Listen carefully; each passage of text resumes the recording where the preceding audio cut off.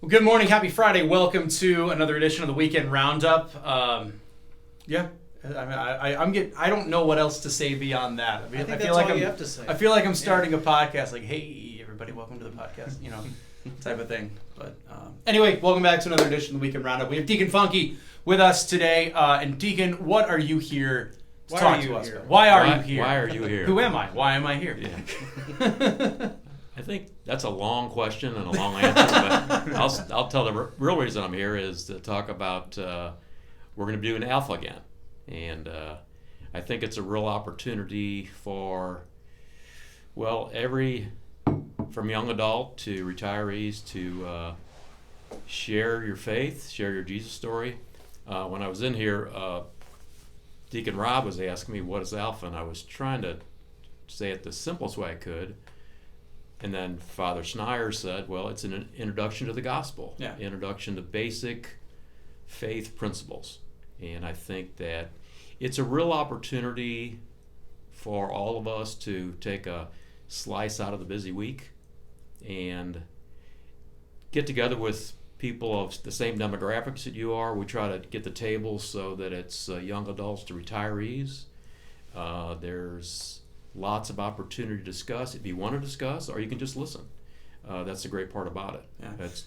I think for a lot of folks, who maybe think, oh, it's just back to basics. No, I think it's helping us have a basic understanding of why I believe in Christ and being able to share that with others. At its bare level, Alpha's a video series to facilitate these conversations, and it's been very fruitful in our parish in the past.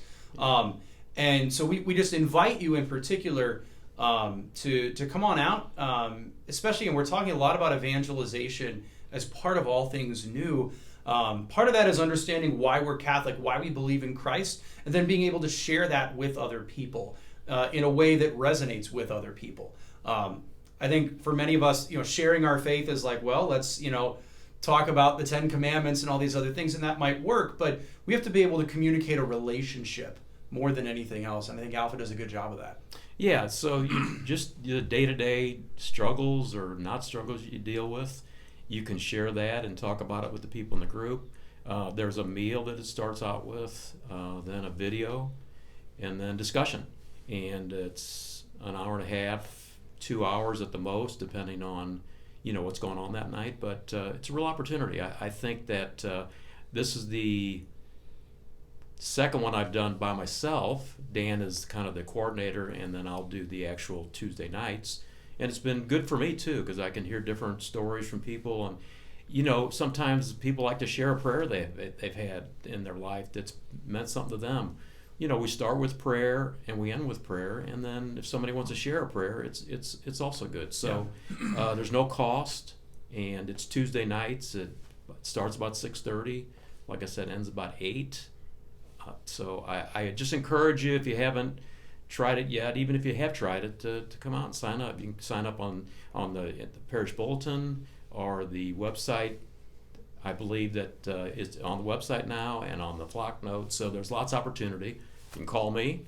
You can call Dan. My phone number is in the bulletin. So feel free to sign up any way you can. Yeah.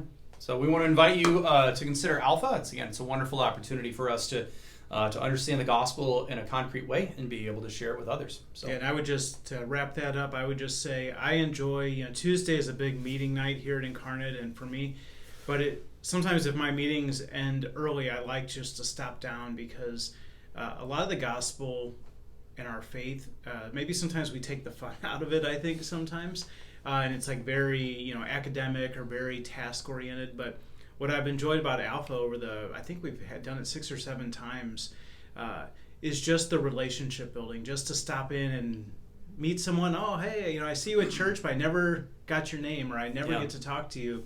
That's my favorite part about Alpha, is it's our faith, but also with that very human relationship element, which I think in our world and even in our parish sometimes we're always running around doing stuff, and we don't get time just to enjoy the people behind all of it. So yeah, and I'll say one more thing about the Father touched on about friendships. So last year, that after it was over into the summer, I was invited to 3 different tables that had got together and stayed friends, had dinner together, and I was invited to 3 different ones of the group, and I think we only had 7 tables.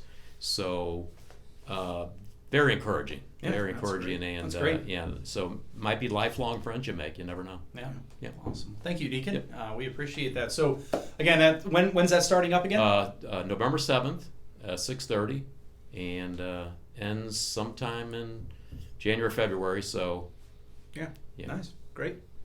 Well, last week we had our Women's Acts Retreat. It was wonderful, and we look forward to another one next year. Yep. And we had, I think, 11 or 12 ladies on it, so Yeah. always room for the next one. Absolutely.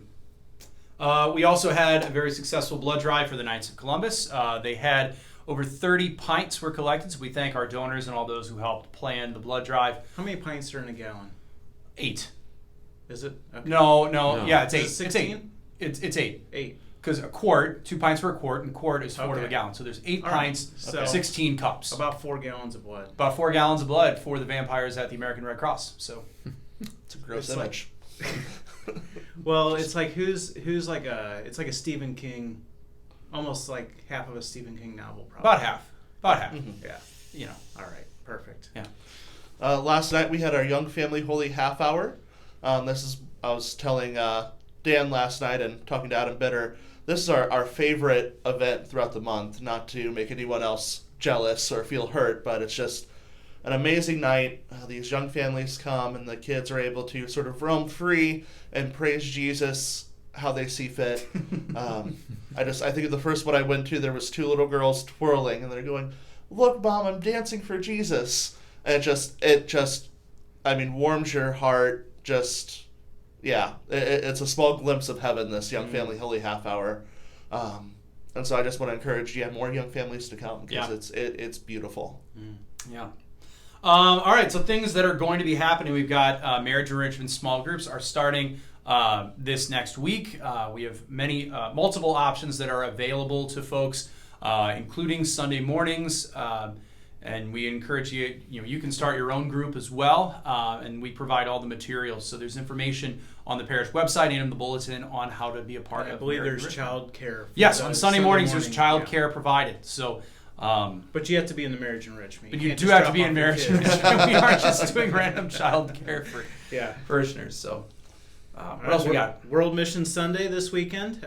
So there'll be extra envelopes for donations, or you can use the ones in your pack, or if you give online, there's a way to do that. So, Yeah. Also this weekend we have our pro-life bake sale. Yes. After all the masses except for the 6 p.m., that Life Teen Mass, they don't get baked goods. They don't get baked goods. they're all sold out usually. Yeah. They are. It's yeah. Get them while they're hot. But yes, donated items can be left in the parish lobby Saturday afternoon or before Mass on Sunday. And all proceeds are matched and used to support local pro-life agencies. Nice. I was asking Father beforehand because I'm not one to carry cash typically, but it sounds like this is a I think check and cash. cash and check. Mhm. Okay. Yes. We've also got Trunk or Treat coming up a week from today on Friday the 27th. That'll be in the back lot. All the reserved spaces are sold out as far as parking, but anyone is welcome to attend. Parking for those folks will be available in the front lot. But again, back lot is where all the official parked cars, decorated out to the nines. Those are all sold out, but anyone is also still welcome to attend, and that'll be next Friday, October 27th. One of the pastors in our area was telling me about their trunk or treat, and they kind of was like, everyone can attend, everyone is welcome. Well, some random guy showed up with a chainsaw and a Jason mask, and all the kids are like running away crying, and they're like, "Who are you?" And he's like, "Oh, I just live around here." And Okay. Everyone's okay. invited. Yeah, so Okay. We're there's going a to little put a caveat there. No chainsaws. Please, no chainsaws. I mean, I know this guy has a million of them in the rectory. I just get them running, yeah. But please don't use the chainsaws he has repaired to scare the children. Would at greatly least take the appreciate- chain No off. kidding. At least take the chain off. Yes. Words to live by. So we know that you come in peace. And finally, we've got 40 Days for Life. Yes. Yeah, so with all the progress, just something to keep in mind. Missouri has really, I think, worked hard to foster, through legislation, protection for the unborn. But sort of for every step that our state has taken, Illinois has taking another step. Yeah, in the opposite direction. The opposite direction. So that's kind of where, for the Midwest, many people go for abortion. So 40 Days for Life, it's our parish, going and praying there in witness to life. It's silent prayer. It's not confrontational. No. Yeah, and that'll be Saturday, October 28th. Yeah, just a very important way that we can witness to the dignity and sanctity of life, and I'll have something for you here in a second on that issue too. So, and sign-ups, you can sign up online or in the lobby, and I know they are very good about organizing carpools too. Yes. Baptisms, we want to congratulate Michael Timothy Murphy, son of Patrick and Angela, who got baptized over the weekend. And then Alex Puccini and Jennifer Lauer got married last weekend as well, so congratulations to them. I had that wedding, wonderful couple. And we also, you have a better view on those for funerals, Deacon Rob. So so our funerals this past week were Pat Hogan, nephew of Keith Bollinger, Tim Lively, father of Zach Lively, and Katie Strudd, mother-in-law of Kathy Strudd. Yeah, so we Stroud. That probably Stroud. should have been Pete Pete. Hogan, probably. Pete Hogan. No, it's Pate. Pate. Okay. Pate Hogan. Yeah. Sorry, we butchered those names. Yeah, I am terrible with reading. Well, anyway, we Meet pray our for permanent deacon. Dyslexia is a thing. Okay. So again, we want to pray for them and for the repose of their souls and the comfort and consolation of their families. All right, homilies this weekend. I know we've kind of gone on for a bit, but homilies this weekend. Any? Yeah, I'll be preaching for Father Schrader this weekend, and I'll be preaching on who we make ourselves like. Whose image do we make ourselves in? We're made in God's image and likeness, but oftentimes we model ourselves off of other people. Sure. Becoming, other Taylor Swifts or Michael Jordans or what have you. Travis Kelce's. Travis Kelce. Yes. More Very, modern. Yeah. Definitely Travis Kelce. He's on my fantasy team, by the way. He's had a great year. No, good. I'm going to talk about the premise of that question that the Pharisees posed to Jesus. Is it lawful to pay the census tax? And Jesus, of course, replies, we give to Caesar what belongs to Caesar and to God what belongs to God. But the premise of that question is that our lives should sort of be fragmented and sort of compartmentalized. That there's a part of life that I give to God and a part of my life that I give to the state or to my family or to my job or whatever that might be. And the premise of that is wrong. Yes, certain parts of our lives have different obligations, but that doesn't mean that God should only be compartmentalized to one area. God has to be the integrating principle of everything. Every part of our lives should be given to God, and that includes our politics, our jobs, our families, our athletic achievements, all these things. It has to be geared toward God.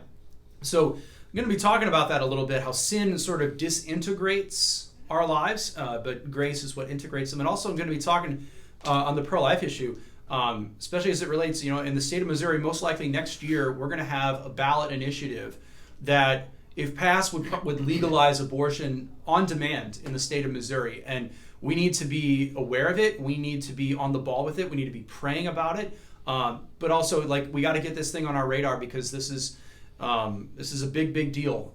We need to make sure that life remains victorious in the state of Missouri. And so I'm going to be talking a little bit about that. The effort is to enshrine it in the Constitution. Yes. Yeah, constitutional amendment. Other states that have done this, the language is deliberately confusing. So we need to be aware of it. We need to be on the ball with it. And so I'm going to be talking about that in the light of this because it's probably coming sometime next year. We don't know which specific election date will be next year, but we need to be aware of it and on the ball with it. So great. Anyway, well, have a wonderful weekend. It looks like perfect fall weather. Yeah. Mm-hmm. It's gonna be great. Deacon Funky's gonna be looking at pumpkins, and pumpkin patch with the granddaughter on Sunday afternoon. Nice. All right.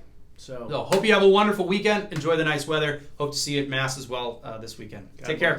God bless. God bless.